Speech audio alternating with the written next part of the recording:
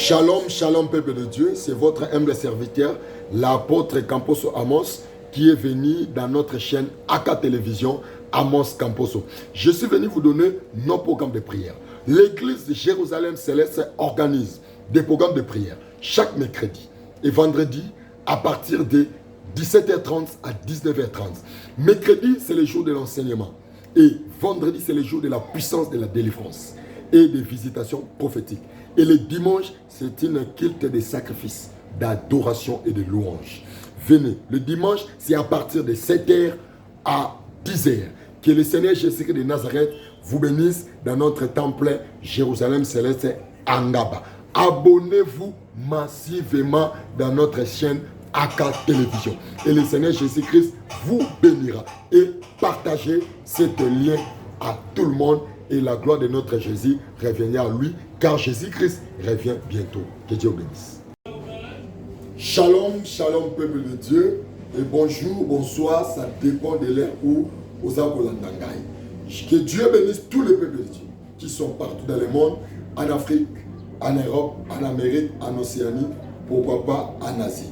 Je suis venu encore dans ce nouvel numéro pour vous annoncer une bonne nouvelle du royaume de notre Seigneur Jésus-Christ dans le monde.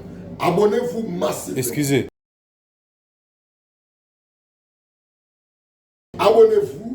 Abonnez-vous massivement dans notre chaîne AK Télévision, apôtre Camposo Amos. Abonnez-vous massivement dans notre chaîne apôtre Camposo Amos et vous suivrez toutes nos prédications.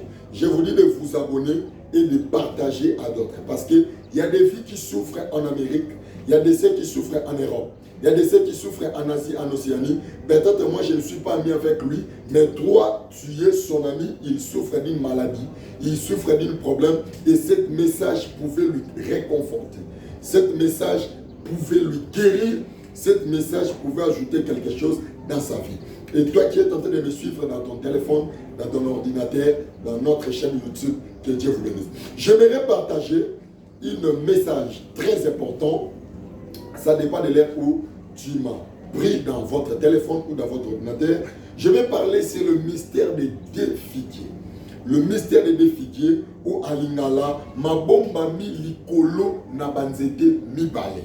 Et il y a deux figuiers dans le livre de Luc, chapitre 17, et dans le livre de Luc, chapitre 13, et Matthieu, chapitre 14. Je vais parler sur le mystère des deux figuiers. J'aimerais un peu que nous puissions partager dans le livre de Luc, chapitre 13, verset 6. Je lis au nom de Jésus. La Bible dit ceci. La Bible dit, il dit aussi à cette parabole. Un homme avait un figuier planté dans sa vigne. Il vit y chercher du fruit et il n'en trouva point. Alors il va au vigneron. Voilà 3 ans que je viens chercher du fruit à ces figuiers et je n'en trouve point. Coupez-les. Pourquoi occupait-il la terre inutilement? Je lis encore le figuier dans le livre de Matthieu chapitre 21. Excusez-moi. C'était Matthieu chapitre 21. Voyant un figuier sur le chemin. Il s'en approcha, mais il ne trouva que des feuilles et il lui dit que jamais ce fruit ne cesse de toi. Et à l'instant, le figuier s'échappe. Il y a 2 mystères dans ce figuier. Et ça, ma bombe m'a mis l'icône de figuier libanais. Na lina yebisa motomoko importance. Il y a cause à un protocole divin. Na un mal. Il y a qu'au vivre yomoko nasi à motif. Parce qu'il y a une importance, il y a cause à un protocole divin. Protocole divin est un ali cause à l'accompagner d'un coach, d'un mentor, d'un serviteur de Dieu ou à soutenir yo na vie na yo. Et ça na niveau mususu o yo koka kolukanza bete. Et ça na moment musu o yo koka obondela te. Na ba problème o eza nango. Satan a des difficulté na vie na yo. A che kilo na motema na yo. So bandika ko prier raisonner problème wana et pe so passe. So bando prier o raisonner problème wana et commission paralysée au moment où tu n'arrives pas à s'approcher de la présence de Dieu. Mais quand il y a un protocole divin, comme à l'église ou dans une fête, un invité ne peut pas aller prendre une chaise ou s'asseoir lui-même. Il doit avoir un protocole où il y a pour lui donner une place afin que afanda azwa part na fête ton église afanda. N'est-ce pas spirituellement, le protocole divin c'est l'homme de Dieu, c'est le serviteur de Dieu. Je suis un protocole divin que le Seigneur m'a envoyé pour nous soutenir en France. Yozola nanga na Angola, yozola nanga na Lubumbashi, ozola nanga na Brazzaville, ozola nanga na France, ozola nanga na États-Unis, Amérique, dans des pays différents. On a des problèmes, on a des difficultés, on a des bitumba. Même si tu n'as pas de problème, on a un protocole divin à soutenir des problèmes. Parce que ça domaine nanga, zamba pesinga charge. Musala oyo pour soutenir bana nzambe. Et il y a beaucoup de témoignages autour de la binom balasima na chaîne na biso pour la mer. Un protocole divin c'est quelqu'un qui a veillé l'icône na bana nzambe. Protocole divin les moto aza ko solana nzambe. Peut-être yo sala kopimaka. Peut-être yo za ba faire na yo mozwa katante ya kokota na mosindo ya prière. Mais un protocole divin il est là pour intercéder pour na yo. Dans la banzete mibale, différence à banzete mibale deux figuiers, le mystère des deux figuiers. Nzete oyo bazolo belabiso na like. Eza nzete oyo elonama na kati ya vigne. Ou elonami na kati ya jardin. Nde na momo konja alobi nzete ebotaka, mais ezaki saison na yete. Pour abimisa mbuma. Tant mon konzaye alobi na nzete pese mbuma. Nzete aura pese fruité. Maintenant mon konza alobi azako occuper ma belle inutilement. Il faut ba kataye parce que azako occuper ma belle.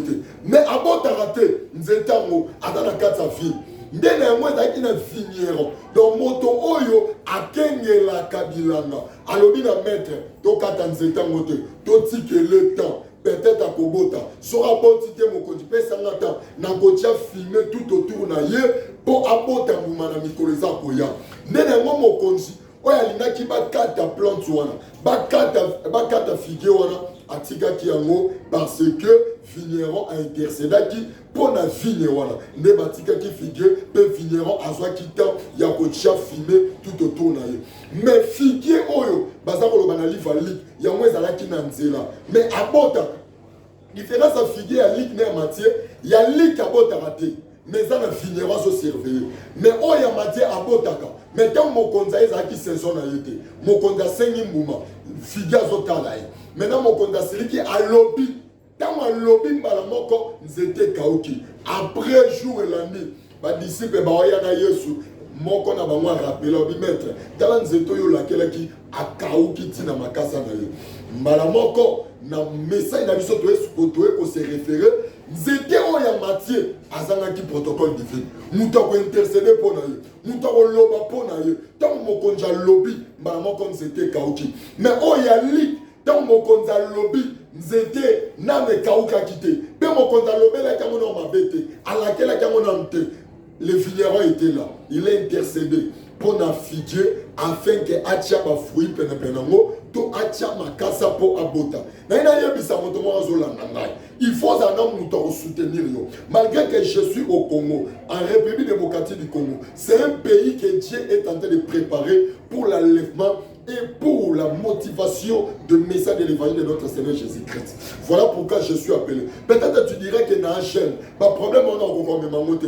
On a zéro l'autre, mais on a moutoumon, on a quatre nanga. On a possibilité, il y a même et d'ailleurs, je suis là pour accomplir la prophétie du prophète Joël. Dans le livre de Joël, chapitre 2, verset 28, je suis là pour accomplir cette prophétie que Joël avait dit dans le dernier jour. Je dis Dieu, je vous enverrai mon esprit. Vos jeunes gens prophétiseront.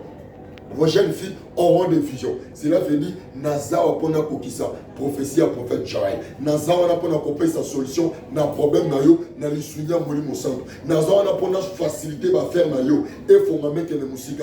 Naza apona soutenir yo na ba tolé. Voilà pourquoi abonnez-vous na chaîne Nabiso. Et partagez mon pona bande comme sous. Numéro oezo le canacé voilà. Numéro oyo moneza na bande passant. Benga na WhatsApp afin que nous soutenions. Yosa na posa ba directive prophétique. Yosa na posa ba direction ya prière. Yosa pe na posa ozwa ba songe ya mabe. Tu es malade, nous t'avons interprété le azakate. Benga na WhatsApp tokosola pe okozwa solution. Nenga na pe sa différence, il y a figuier. il y a figué où ils ont la carte na figué où ils ont libana. Cela veut dire aux un intercesseur ou à pour intercéder pour nous. Et dans la biso ban ensemble, toi l'intercesseur mon corps où ils ont Yesu Masia intercéder pour nous biso tant tous à faible, tant tous à incapable, il y a le baké pas na papa afin que papa a la biso na regard mon corps où ils ont favorable pour tous les solutions na ba problème na biso. Mais il y a yebisa monto mon corps ou a roumé na malade na yo, ou roumé la qui na malade na yo parce que aux anaki intercesseur. Ou na problème na yo parce que aux anaki intercesseur. Mais nzamba tininga, Yesu Masia tininga na le kana téléphone na yo, na le kana chaîne yo, o la nangai afin que ozwa lo pico na maladie na yo, ozwa lo pico na problème na yo. Yango na linga ki to partager moi mon cœur message oyo de la part du Seigneur. Voilà notre numéro. Mon numéro est celle-ci. Plus 243 89 60 82 041. Plus 243 89 60 82 041. Voilà pour la bande de Kobalibana Baro comme sur le WhatsApp. Et ça va au Baza Ana Kinshasa na Congo Baro comme le biso kaka na numéro na Koyambayo. Église comme na Moizali, église Jérusalem Céleste Cité du Dieu vivant, ils ont Hébreu 12 22. To sambe la kamo colonie il y a mercredi, na vendredi à partir il y a 17h30 Kino 19h30. Na yamaka tous les mercredis na vendredi na monga 12h Kino 16h avant kids. Et bon dimanche, to sambe la qu'à partir il y a 6h45 ou 7h juste, to 6h 10h juste.